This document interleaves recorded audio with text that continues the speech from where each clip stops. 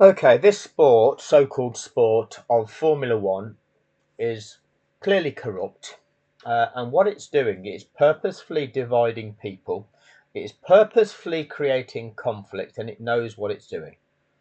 It is purposefully gifting as many points as possible to one competitor, and everybody knows that.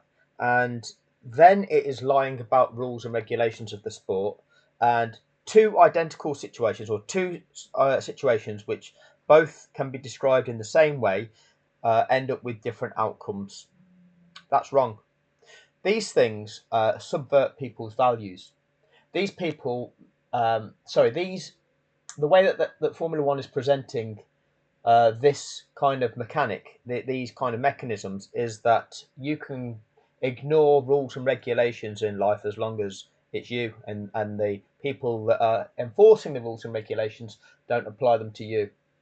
And that actually does go on. That is the way that it works. If you've got wealth, you'll find that the justice system works differently for you.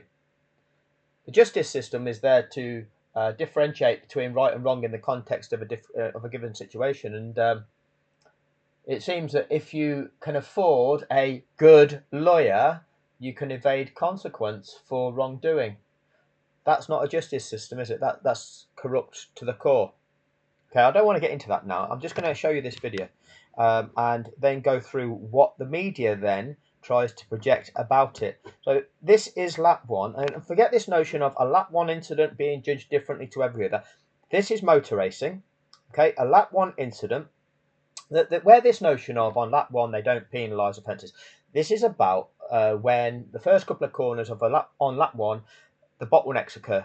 All the cars are converging into a tight area of track, and therefore, if some cars happen to go off track or push another car off track because they're all kind of jostling for the position, and they may have to go off track to avoid a collision, then the stewards look at that situation, they look at the context of it, and they say, okay, you needed to do that so that you didn't have a crash. Not a problem. We're not going to penalise you for that. That's all it is. Here, look now. This is further round lap one. The field is already spread.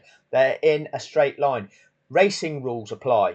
This isn't a case of having to take into account mitigating circumstances. Those mitigating circumstances being the sheer volume of traffic in that particular area. Hence, we need to make allowances for that. This is actual motor racing now. So motor racing rules apply. Have a look at this. Now, I've slowed it right down to a quarter speed. So hopefully it's going to help us see exactly what's going on. We've got a car that's in the lead ahead of the other car. What's going to happen?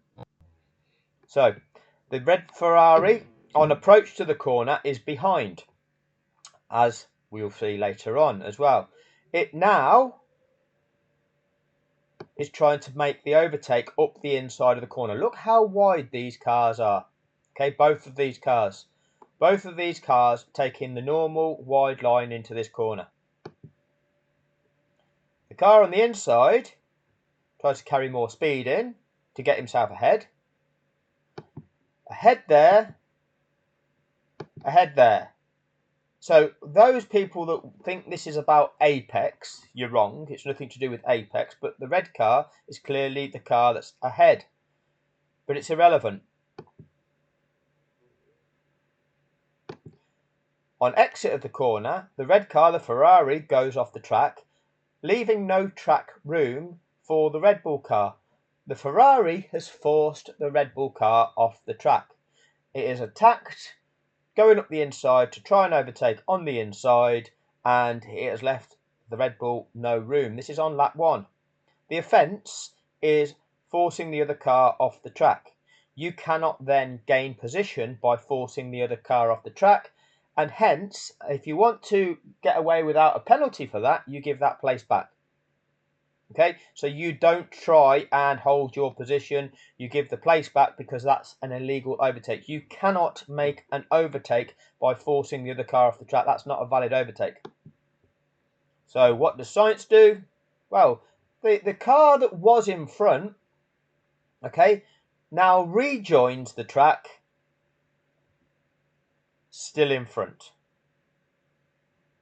Okay, SAINZ hasn't contested it.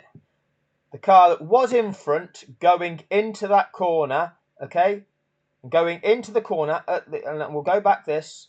The car that's in front going into the corner, and we've got these braking zones here. So you'll see these DHL boards down these small ones down the side of the track. There's a 150, there's a 150, there's a 100, and there'll be another one. That'll be the 50 board. So the car that is in front, okay, going into the corner. This is the attacking car. The Ferrari's the attacking car. The car going in front, going into the corner. Doesn't matter about position around the apex. On exit to the corner, gets pushed off. The car that's attacked on the inside pushes him off. And therefore, the car that was in front rejoins in the lead. Very simple, isn't it? Very simple. So the next example is going to just be George Russell. Now, really, it'd be good to give you the one after the other comparison, but I recorded George Russell's example before this, which is Russell. Car in front, car behind. Car in front and being attacked by the car behind. So the car that's trying to make the overtake tries to go up the inside. Doesn't matter their locations around the apex, because that's not what the stewards judged about the apex. It's on exit to the corner. Is the track room left for the car that was in front? The car that was in front beforehand has now been pushed off the track by the car that's attacked up the inside. And so George Russell got a 5-second penalty for attempting that overtake up the inside without leaving track room, for forcing his opponent off the track. That's what's happened. So he got a 5-second penalty for that. And the reason he got the 5-second penalty was because Valtteri Bottas lost position. The car that was ahead going in is now behind. The car that has forced that manoeuvre got himself ahead in doing so. Hence, he got a 5-second penalty for doing so. They said that he didn't get a 10-second penalty because they said, oh, he was driving with control because he kept himself on the track. Well, Max Verstappen didn't keep himself on the track. So Max Verstappen wasn't driving with control. So this driver this time, he gets penalised for this. Okay, he forces the other car off the track, gets the penalty. Gains position, hence gets the penalty. Carlos Sainz forced Max Verstappen off the track, but didn't get the position, conceded the position back, hence no penalty for Sainz. Now, we've got this situation. Two cars coming down here. One has now overtaken the other. Lando Norris has now overtaken Max Verstappen down the straight. It's clear to see that the car that's in the lead now is the McLaren of Lando Norris. So now we've got the car in the lead being, and look at it over here on the timing screens. Look at over here in third position. Lando Norris is in third position.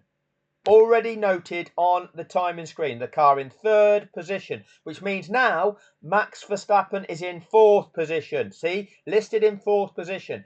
Max Verstappen is now the attacking car, trying to make the overtake for third. Okay, Max Verstappen is the attacking car. You can still see he's behind. Look at these DHL boards, the 150. The 100.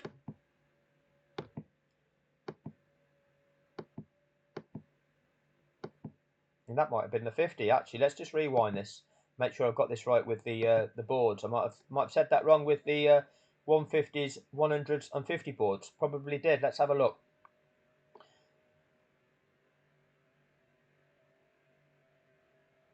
Sorry to put you through this footage again, but this is the way I have to record these. Otherwise, it either gets blocked or they want to somehow sabotage my videos.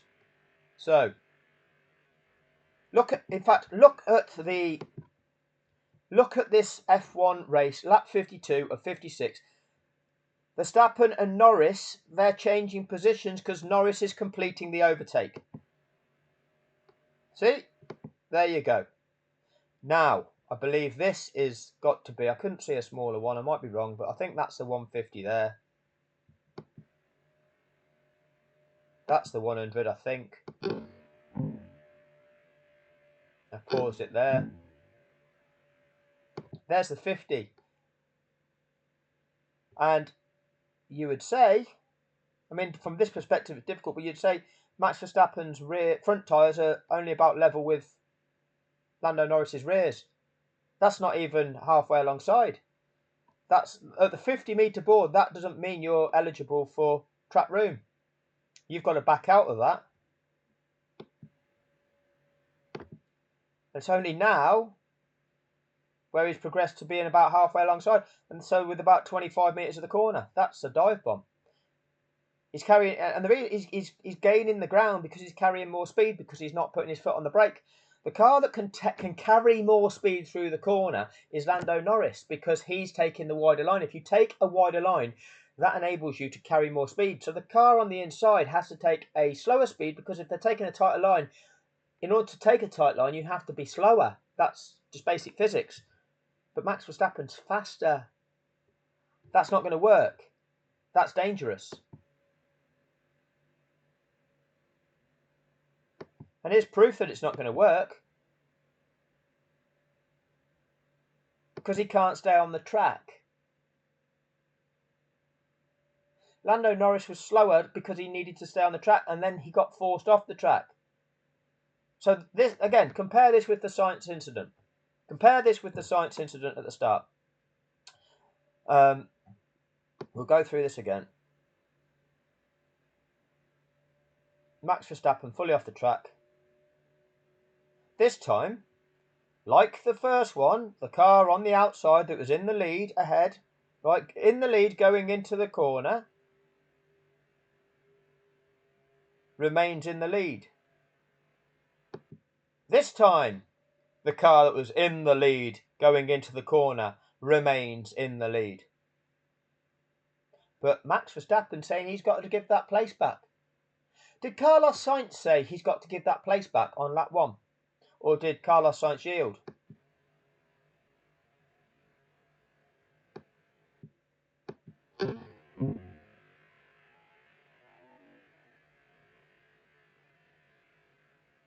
But I'm just going to play this through again. So, lap 1. Carlos Sainz on Verstappen. One car is ahead. Cars attacking on the inside.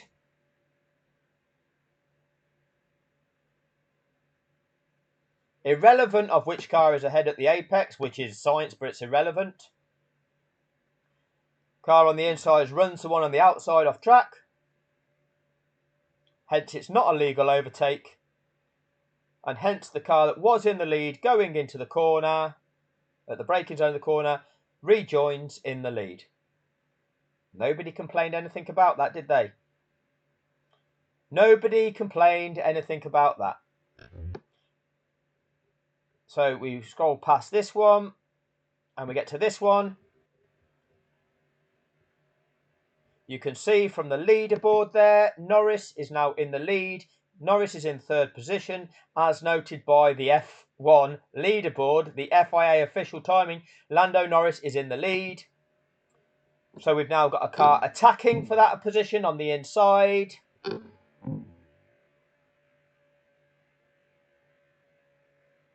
Goes into that corner with too much speed.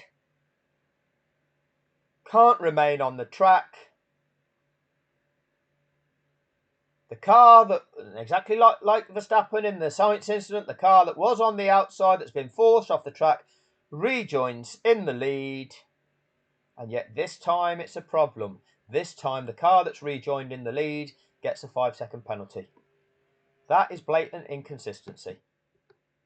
That's inconsistency from the FIA, and this is inconsistency from Sky Sports, the contracted broadcaster. It's inconsistency from the likes of Christian Horner, who they put in front of us all to lie about it.